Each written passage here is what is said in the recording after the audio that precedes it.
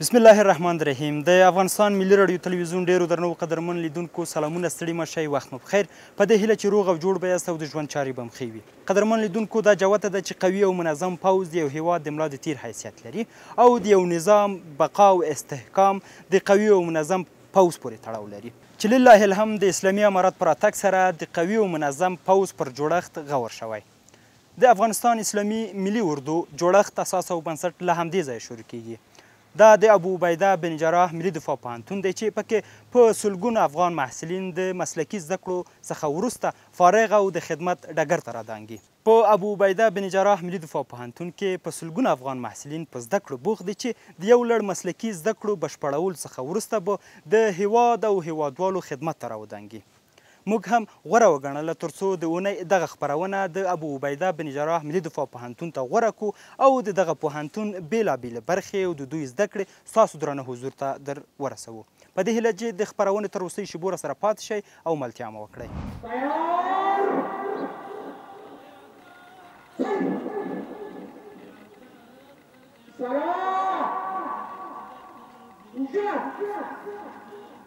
تعلیم قدم مارش درسنا د غزات معسكر د جهاد اعداد الاعداد اعداد الاعداد تدريب ليودرش شو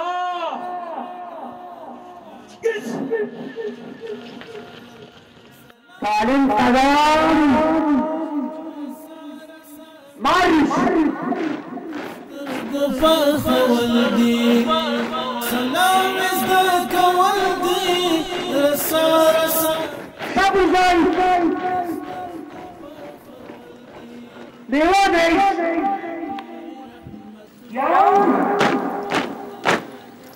يوم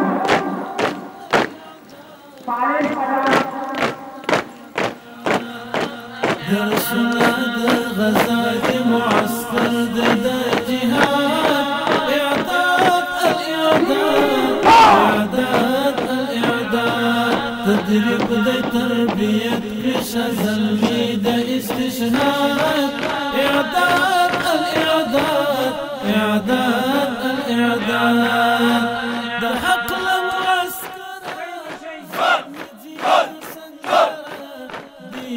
لفن هنرا د حق لمعسكرا زلمي جيت سنگرا. منظم، مسلکي او قوي پوځ د یو هیواد د ملا تیر او هر ډول ګزار پر وړاندې د ډال حیثیت لري. د پوځ قوت او استحکام پر مسلکیتوب او ژمنتیا پورې تړاو لري چې لله الحمد دغه اړتیا اوس د افغان مجاهد ولس د پوره کېدو په حال کې ده. د ژمن پوځ جوړول قوي هوډ، فولادي عزم، رښتینو مقدسو عقایدو او باورونو پایله ده. درسنا د غزات معسكر د جهاد اعداد الاعداد اعداد الاعداد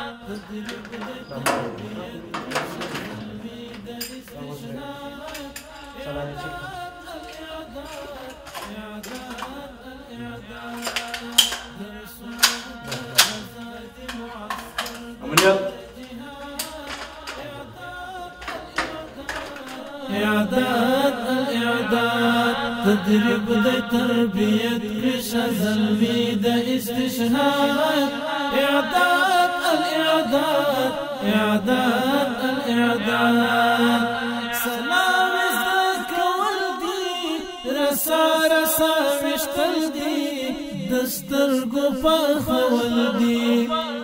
دا د ابو عبیده بن جراح ملي دفاع پوهنتون دی چې پکې په سلګونه محصلین په مسلکي ډول په زده کړو بوخت دي او د ملي نومیسو څخه د دفاع په پار د یو روښانه راتلونکي خوبونه ویني.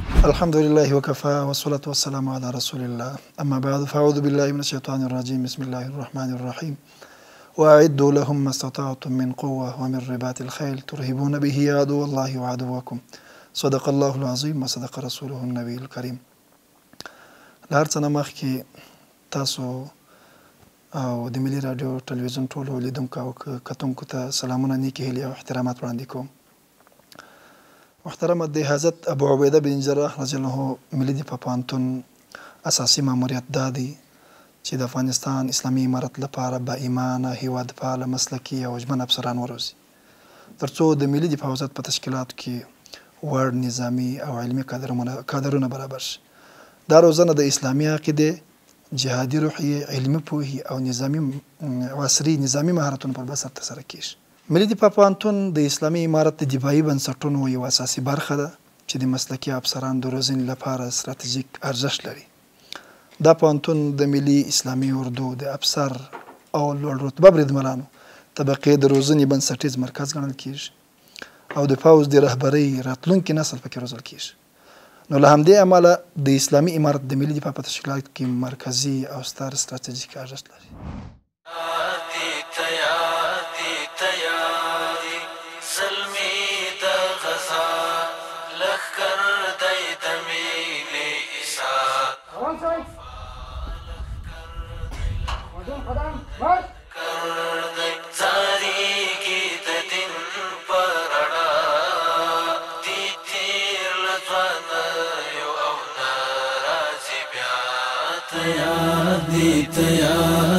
تیاری زلمی د غزا لخکر دی د مینې ایثار او وفا لخکر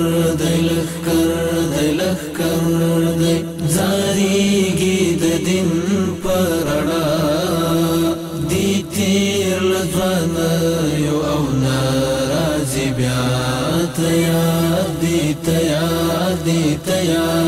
دی زلمی د غزا لخکر دی د مینې ایثار او وفا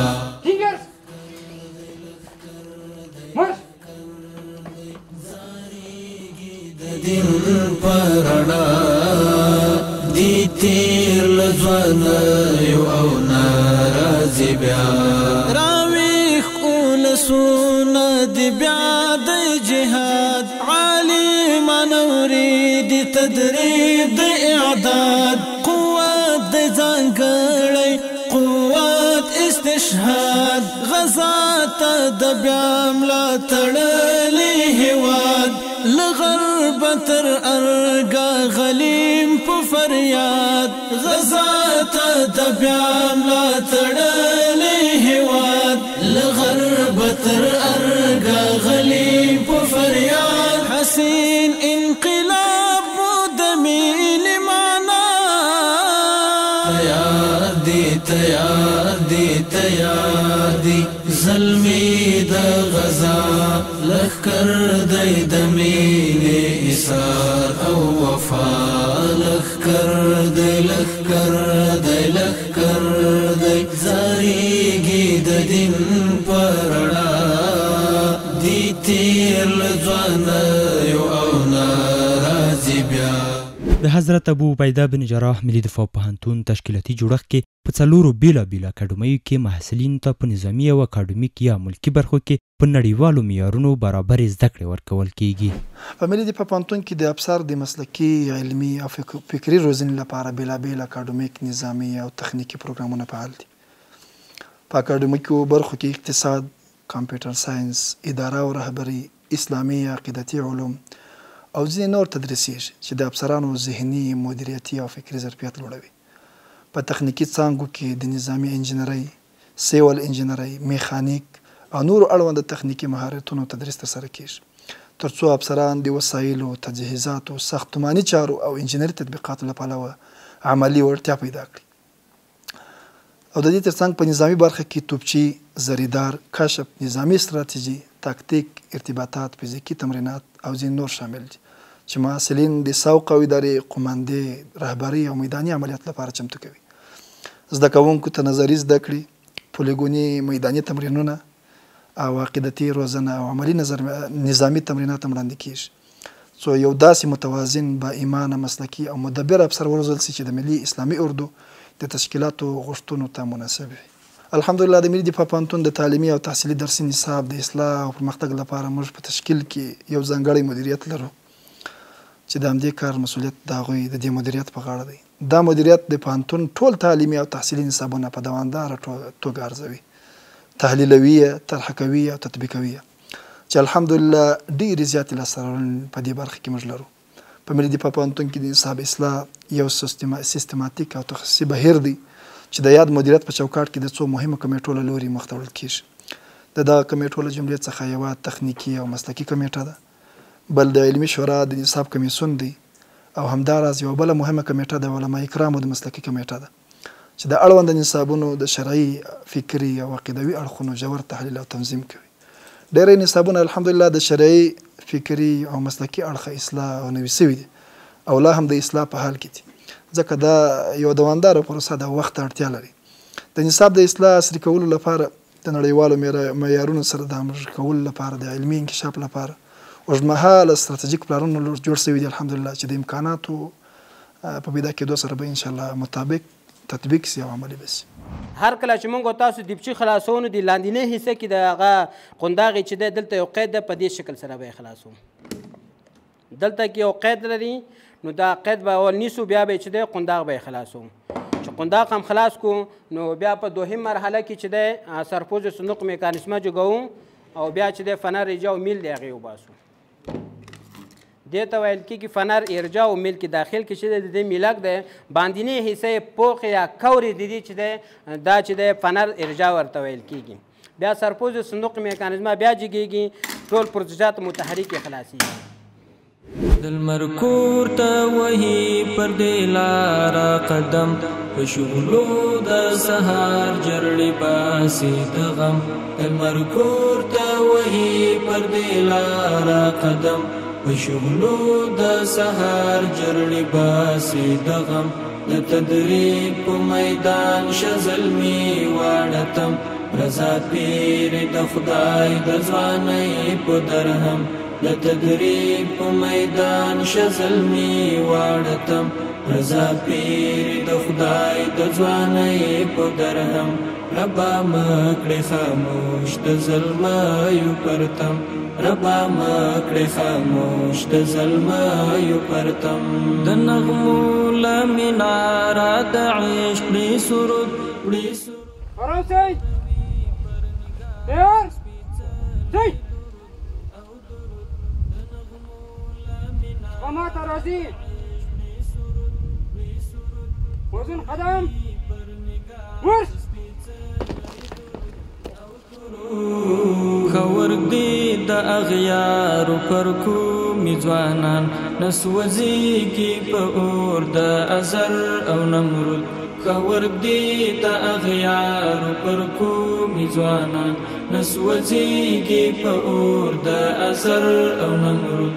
لاروي د بوتانو یې کړل ترتم، لاروي د بوتانو یې کړل ترتم. د لمر کور ته وهي پر دې لاره قدم، په شغلو د سهار جرړې باسي د غم. د لمر کور ته وهي پر دې لاره قدم، په شغلو د سهار جرړې باسي د غم. د تدریب په میدان شزلمي واړتم، رضا پیر د خدای د ځوانۍ په درهم. په یاد پوهنتون کې محصلینو ته په ملکي برخه کې سیول انجینری، کمپیوټر ساینس، اداره او مشري، حقوق، تاریخ، ټولنیز علوم، بهرنۍ ژبې، اقتصاد او نړیوال اړیکې تدریسیږي. دغه راز په پوځي برخه کې محصلینو ته په مسلک، توپچي، مخابره، کشف، مالی، لوژیستیک او استحکام انجینری برخو کې روزنه ورکول کیږي. د حضرت ابو عبیده بن جراح رضی الله تعالی عنه ملي دفاع پوهنتون کې پر دوه برخو زده کړې ورکول کیږي، ملکي او نظامي. په ملکي برخه کې حقوق، انجینری، ژبې، سیول انجینری، اداره او مشري، کمپیوټر ساینس. په نظامي برخه کې مخابره، لوجیستیک، پیاده، استحکام انجینری، هوایی او توپچی.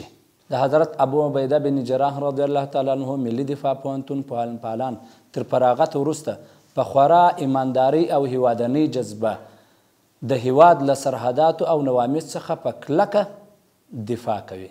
دا پوهنتون د ملي دفاع وزارت په چوکاټ کې یوازینی ځای دی چې اسلامي اردو ته د لیسانس په کچه ځوان افسران روزي. صنف انجینری استحکام ما که از نام ازی پیداست، البته بخش انجینری نظامی است در میدان محاربه در میدان جنگ سه وظیفه اساسی را چی داره؟ به عهده داره. یعنی صنف انجینری استحکام در میدان محاربه سه وظیفه اساسیش کدامش است؟ یک قابلیت عبور است، یک قابلیت ضد عبور است و دیگه چی است؟ قابلیت ابقا است. درست؟ هر آن وظایفی که برای ما شما داده میشه به خاطر از اینکه ما تمام جزئیات خود را به شکل قوای خود را به شکل درست حفظ و کنترل کرده باشیم، به مقصد رسانده باشیم، وظایف خود را به شکل درست انجام داده باشیم. تاسو وګورئ د دې رنګ دا ارغواني او ښایسته رنګ ځان ته واخیسته. موږ پوه شو چې دا څه شی دی؟ دا القلي ده. اوس راځو ووایو چې دغه رنګ په څه شي باندې خنثی سازي عملیه منځته راځي. دا څه شي باندې موږ خنثی کړو؟ دې باندې قطره قطره څه شی علاوه کړو؟ قطره قطره تیزاب علاوه کړو.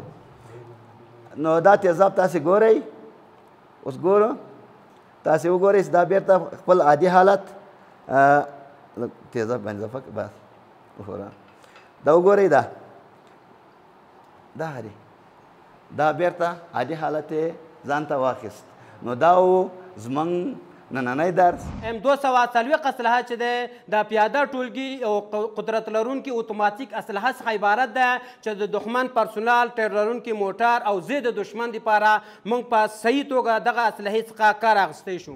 پر سلی موقف څخه بیزار نشوې وی اتل یې اتل بیلر بنده د کوم بادار نشوې وی اتل یې اتل جوړ دی اسلامي خوځښت کړی جوړ ستر یوم هم ستر انقلاب او جهادي پڅون دی اغزن پړاو کې شوې ثابت پوتین ځکه ناجح وتل ستر ازمو ځکه مسلمه امتار نشوې وی اتل یې اتل پر سلی موقف څخه بیزار نشوې وی اتل یې اتل بیلر بنده د کوم بادار نشوې وی اتل یې اتل د کوم بادار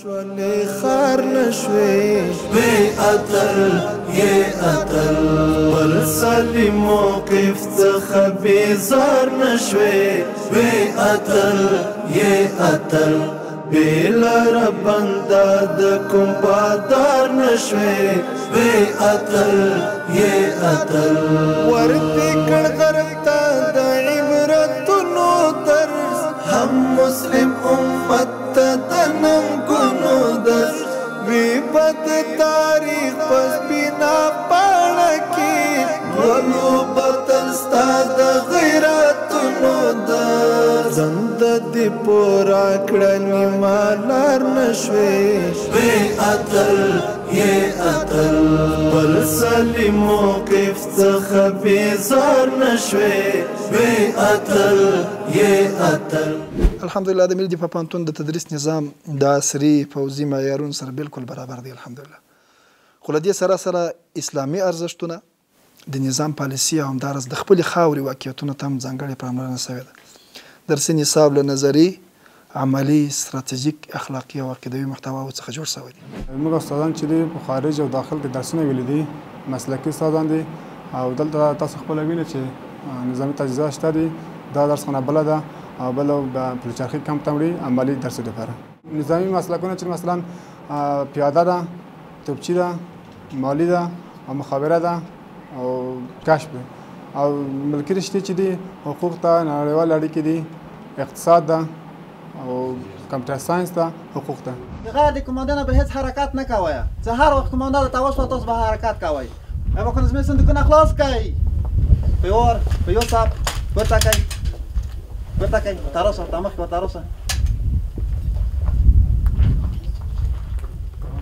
که مجاهدینو ورونه تاسو څه نفره یئ؟ 20 نفره. هدفونه هم څه دانې دي؟ 10 دانې. موږ ویلي چې دغه اسلحه دوه نفر ته ضرورت لري، یو معاون دی او بل نشانزن دی. نشانزن به اسلحه جاری جواب جوړوي، اسلحه به کاروي او دوه معاون دی نشانزن چې کو هغه به کوردینات ورکوي. هغه هدف ورته ښایي، زموږ هدف ښی طرف لګېږي، چپ طرف لګېږي، بسره لګېږي، هغه خپل هدف ورته ښایي. وروسته چې کله د نشانزن انداختونه خلاص شول، بیا به څنګه کېږي؟ بله کمانده کېږي، تاسو به تبدیلي کوئ. تاسو به څنګه کوئ؟ شریدونه به ورته تغییروئ. پوه شوئ مجاهدینو؟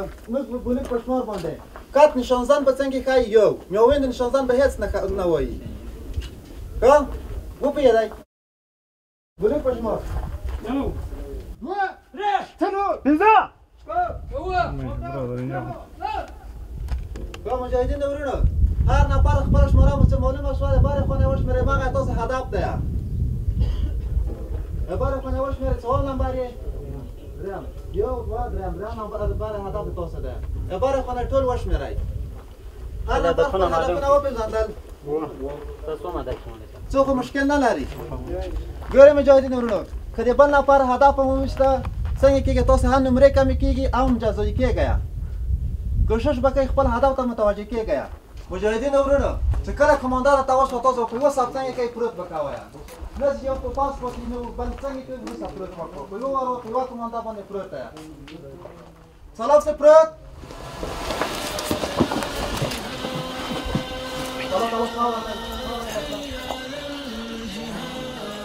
سرونه ناست کړئ.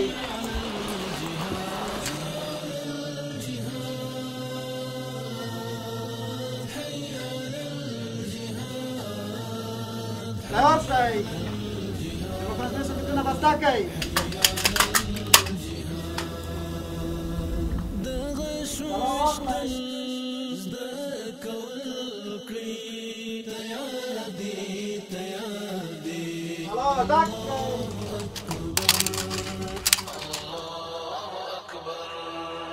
په خپلو هدفونه باندې د ضربې حالت نه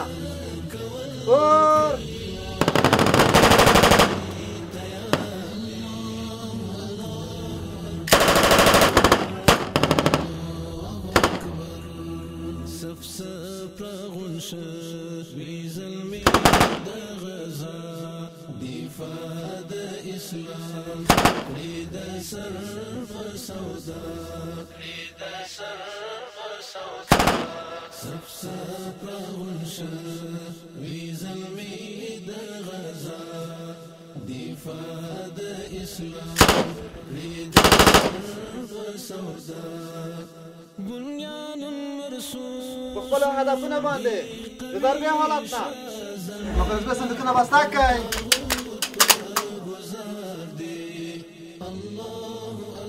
سره واخلئ.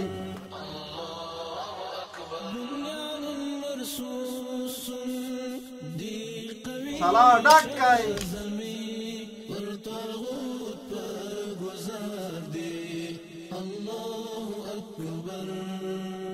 نښه نیسئ. په خپلو هدفونو باندې د ضربې حالت نه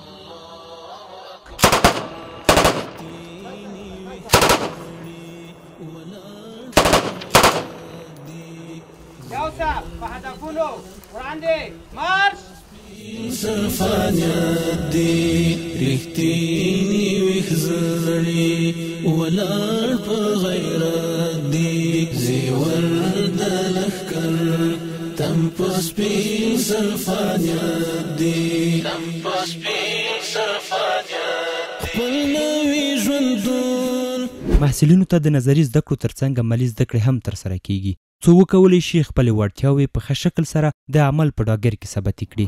میز ریگی به این نسبت میگن که از ریگ ساخته میشه. به این نسبت که چی میگن؟ میز ریگی میگن. پیش از اینکه با فعالیت بریم ما میز ریگیش ترتیب میکنیم. وقتی میز ریگیش ترتیب کردیم، میز ریگی تشریح توزیع میکنیم. با کی؟ با قماندان طولای، قماندان کندک، برای اشخاص تمامش تشریح میکنیم که اینا وظیفه دارن که در اون ساحه وظیفه را اجرا کنن. پیش از اینکه ما در ساحه بریم چی کردن؟ ساحه را به ما نشان دادن میزیریگی که این کجا است. درست است؟ مثال فعالیت شروع میگن در کدام قسمت؟ اکادمی ملی نظامی است. سایه اکادمی سایه قرغه است. همین میزیریگی است از کجاست؟ از سایه قرغه است. نسبت میکاسش چند است؟ 1/1000 است. یک نسبت بر 1000 است. مګو تاسو دغه آلات چې لرو دا د توپچي په بخش کې کارول کیږي. نو په دې حالت کې مګو تاسو یو هغه فیکو چې دغه مرمۍ هلته ورسېد دغه ساحه قطع کوي دلته چې قطع شي دغه شی چې کیږي او په تاسو په لفتونو په هغه کې اپارتمانونو کې ګورئ چې بعضې دروازې دي چې دا په سر خلاصېږي که نه نو دغه خبره ده په دې. نو اوس فایل وګورئ دغه ساحه چې قطع کیږي جسم ورځېږي. وګورئ اخوا ته وګورئ دا او دروازه هم په دغه شکل چې کیږي او خلاصېږي. او دلته ډېر مسلکي درسونه مخته روان دي چې دلته هم تکتیک ده، مخابري درسونه دي، کمپیوټر درسونه دي، انګلیش درسونه دي او هم نظامی بخش ده او هم هغه بخش ده درسي سمپیک د کوم درسونه چې دا په مخ وړو. نن ورځ موږ ته توپوګرافي مربوط و، هم خریطه وه چې د خریطې کوردیناتو موضوع د کوردیناتو وه او د هغه نه وروسته کمپیوټر درسونه وو چې کمپیوټر درسو کې مو ورډ پروګرام پر مخ بوتلو. استادان ماشاءالله ټول الحمدلله ټول مسلکي دي، په هر بخش کې چې وي موږ ته درس پر مخ وړلی دی او موږ څه ترې زده کړي دي، ډېر څه مو ترې زده کړي دي ماشاءالله الحمدلله بیخي چې موږ به انشاءالله د ژوند په هره برخه کې د هم نظامي برخه کې هم د امنیت په برخه کې موږ ډېر څه انشاءالله دوی ته وړاندې کوو. هر څه مو چې په وس کې وو د خپل سر په بدل کې به انشاءالله هر څه وړاندې کوو دوی ته. I have one message for Afghanistan people and world. Here is security in Afghanistan. Afghanistan is one a security and defense and a peaceful country. The Afghanistan Islamic Army defend from the country and the borders of Afghanistan and the earth of Afghanistan. We don't allow to the other country to interfere in Afghanistan. If they interfere in Afghanistan, we will give Christian answer, inshallah. ملي دفاع پوهنتون د زده کوونکو لپاره د جذب مشخص او جلا شرایط لري، لکه شرعي التزام، علمي وړتیا، فزیکي توان، د یو چا د سن تناسب او اخلاقي پاکوالی او ژمنتیا دا شرطونه دي. دا شرایط د شفافو ازموینو، مرکو، طبي معایناتو له لارې ارزول کېږي. له هغه څخه وروسته بیا شاګرد جذب کېږي، دلته استخدام کېږي.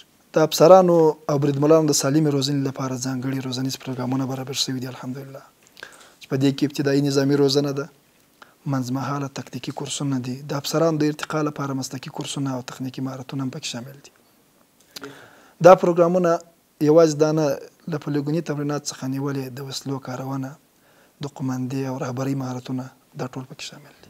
موږ نننی درس چې دا سژن ده، سژن څه ده نن په دې غږیږو. سژن هم لکه کوکي غوندې یو سوپر ګلوبل وریبال ده. موږ په تېر درس کې وویلې چې کوکي یو نیمګړتیا لري، یو یې امنیت ټیټ ده چې په تېر درس کې مو ویل کله چې کوکي جوړوئ یو یوزر کوئ چې خپل ویب براوزر کې تاسو د کوکي وګوري، چې مثلا د کوکي نوم ته لاسرسی پیدا کړي، د کوکي مقدار ته لاسرسی پیدا کړي، چې په راتلونکي کوئ چې تاسو سایټ یا تاسو سیستم د دغې لارې حک سي. اما سژن اوس ځان ته ښېګڼې لري چې هغه نیمګړتیاوې چې کوکي کې ول په سژن کې نشته. دا هم د عملي زده کړو هغه شیبه ده چې محصلین د دښمن پر پټنځای باندې بریالي عملیات ترسره کوي.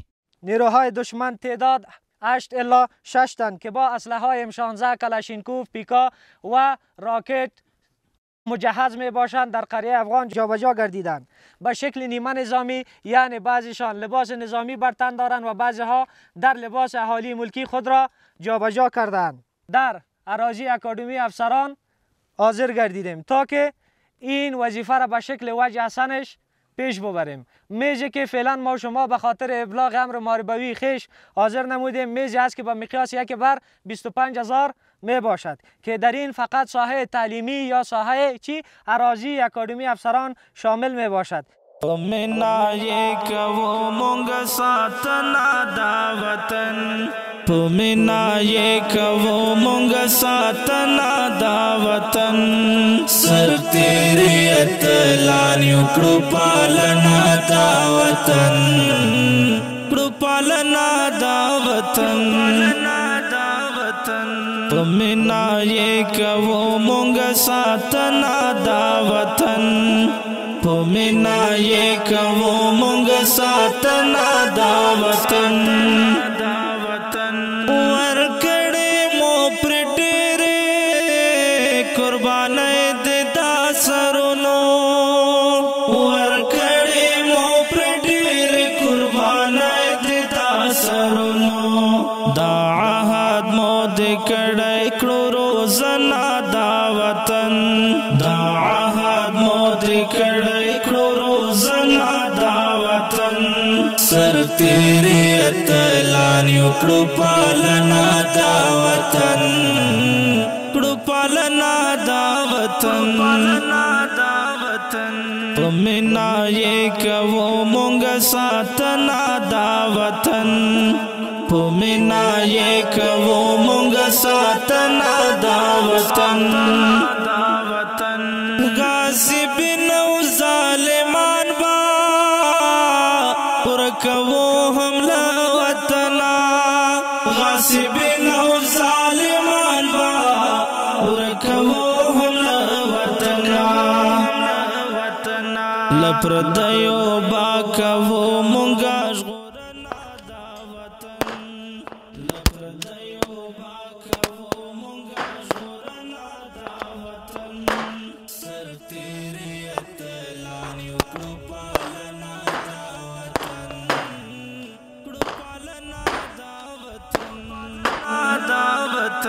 په مینا یې کوو مونږ ساتنه دا وطن په مینا یې کوو مونږ ساتنه دا وطن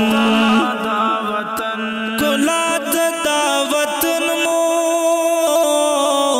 هر ځوان مټران غاخته ګلاد دا وطن مو هر ځوان مټران غاخته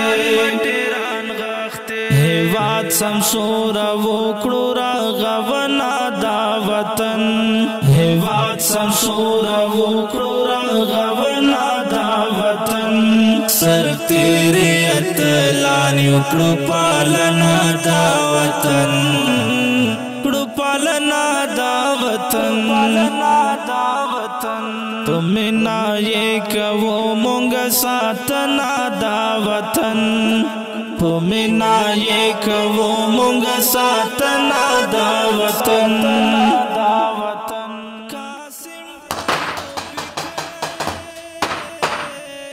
دغه عزم او تکل دی قاسم ایوبي کړی دغه عزم او تکل دی اسحاق شاهین اسحاق اورم عملیات په بریالیتوب سرته ورسېدل انشاءالله کوم تلفات موږ تاسو نه لرو او ته دې خپل د خیرات راپور راکړه تلفات او کوم ضایعات خو به نه لري انشاءالله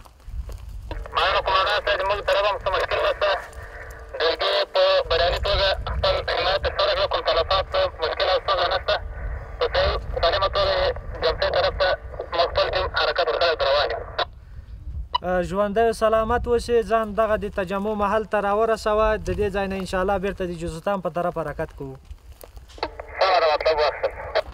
ژوندی سلامت اوسې دا عملیات چې نن موږ ترسره کړل دا یو د ښاري عملیاتو بڼه وه چې موږ په خورا او کسباتو کې په کلي کې په کوم شکل د موږ هغه تکتیکي رفتارونه چې وي موږ د پلانګزارۍ سیستم په کوم شکل وي دغه شیانو چې مخکې موږ ټول په درسخانو کې دا یو وری تدریس کیږي په تیوریک شکل او بعد د تیوریک شکل نه موږ دلته د پلانګزارۍ په سیستم کې چې موږ خپله د پلانګزارۍ امریت لرو د پلانګزارۍ امریت مطابق پلان باندې بیرته هغه درسونه چې په تیوریک شکل تدریس شوي دي هغه خپلې هغه عملي صحنې ته راوځي او په عملي شکل یې موږ دلته بیرته پیاده کوو تر څو چې د دې اکاډمۍ نه هیڅوک خالی لاس لاړ نه شي. هغه ادناترین مجاهد هم چې دی اکاډمۍ ته د درس لپاره معرفي کیږي په هغه سویه که دی په تیوریک کې کله مشکل پیدا کوي او نه پوهیږي هغه مشکل یې موږ په عملي میدان کې ورته حل کړو او له دې ځایه په یو ښه مسلکي منصوب باندې فارغ.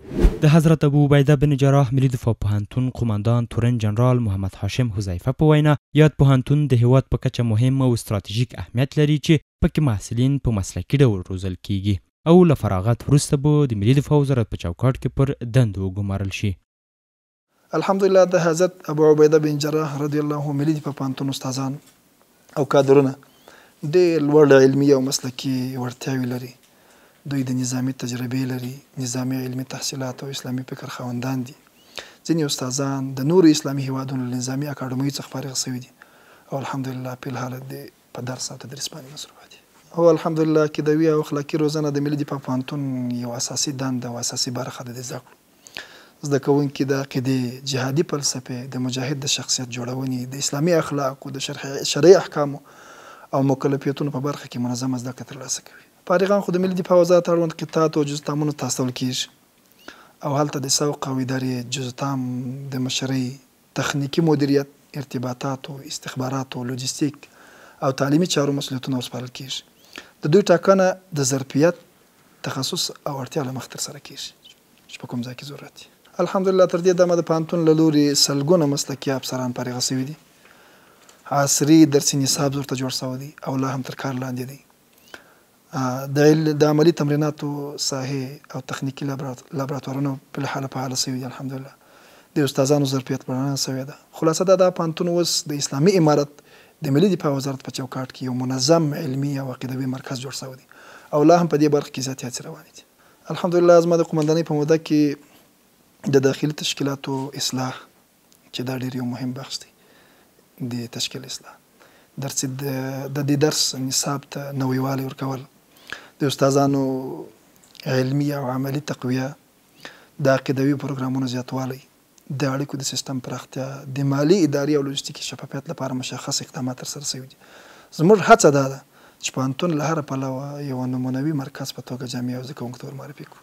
زما پیغام ټولو مؤمنو، مخلصو، غښتلو او هوښیار ځوانانو ته دا دی چې د اسلامي نظام د ساتنې، د دفاع او بنسټیزو جوړښتونو د پیاوړتیا لپاره د ځانونه چمتو کړي. دلته د راسي نظام، ملت او هیواد ته د خدمت ترسره کړي. ملي پوځي اکاډمۍ کې چې دی زموږ استادان اکثریت د لیسانس، ماسټري او دکتورا په کچه اسناد لري او ډېر مجربه او ماشاءالله د نړۍ پر پرمختللو معیارونو باندې برابر استادان مو دي. او په ملي پوځي اکاډمۍ کې چې زموږ دغه تحصیل یا زموږ د درس میتود چې دی هغه په نړیوال معیارونو باندې برابر دی او موږ د درسي میتود څخه الحمدلله تر ډېره ځایه پورې راضي یو او انشاءالله د مخکې هم په آینده کې هم کوښښ روان دی چې دغه زموږ د اکاډمۍ دغه درسي معیار تر دې هم پورته شي تر څو د افغانستان مسلح پوځ په علمي لحاظ، په نظامي لحاظ، په هر لحاظ باندې د نړۍ د پرمختللو پوځونو سره، د نړۍ پرمختللو هیوادونو سره سیال اوسي. عملي زده کړې خو چې دي موږ ته هغه د کال په جریان کې په پلچرخي کې موږ ته اراضي پلان کېږي چې تقریبا هر کال هغه اراضي په پلان کې لرو.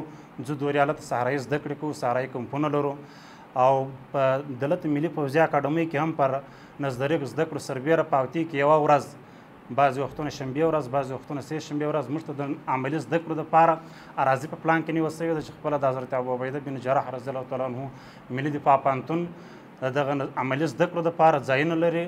هلته موږ ځو او خپل هغه عملي زده کړې چې دي هغه عملا د استادانو تر نظر لاندې مخ ته وړو.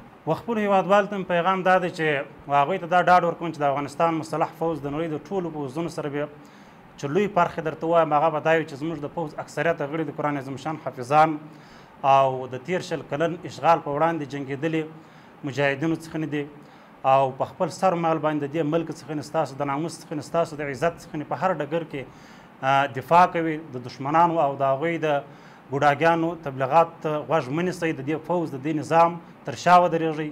انشاءالله دا نظام ستاسو د عزتونو، ستاسو د ناموس، ستاسو د سرحداتو د هر څه دفاع به کوي.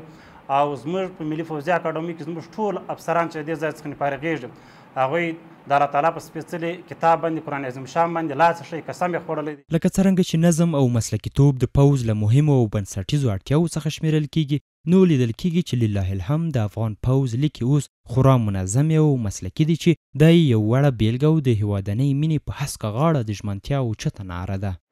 د ساتونکی د وطن مجاهد ځوان دی، د ساتونکی د وطن مجاهد ځوان دی، په ګرمۍ کې په یخنۍ کې په راحت کې په سختۍ کې کلک ولاړ لکه سندان دی، د ساتونکی د وطن مجاهد ځوان دی، د ساتونکی د وطن مجاهد ځوان دی.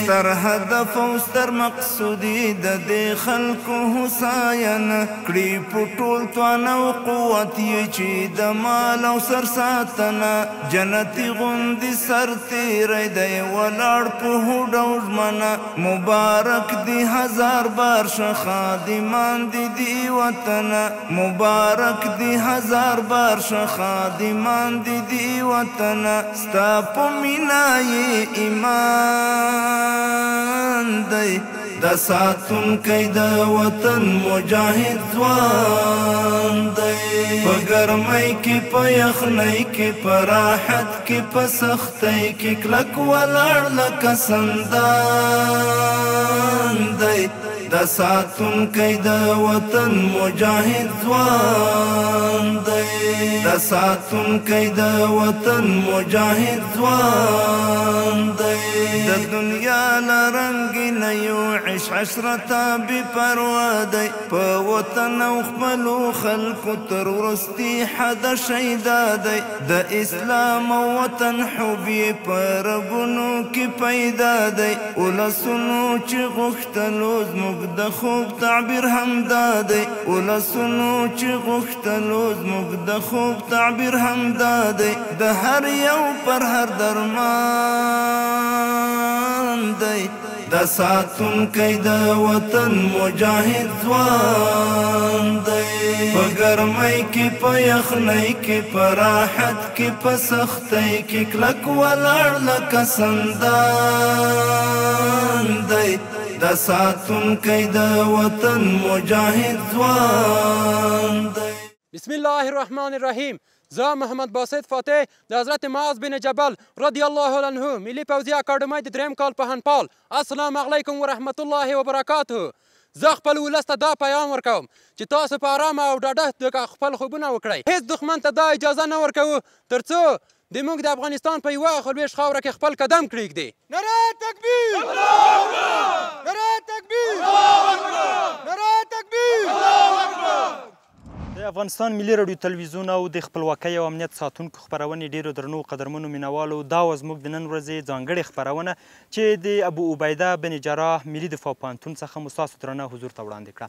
په دې هیله چې ستاسو د خوښې وړ ګرځېدلې وي او تر بیا او بلې خپرونې چې زه نثار احمد سرفراز ستاسو درانه حضور ته حاضرېږم تاسو په لوی څښتن تعالی سپارم. ښاد آباد او بریالي اوسئ.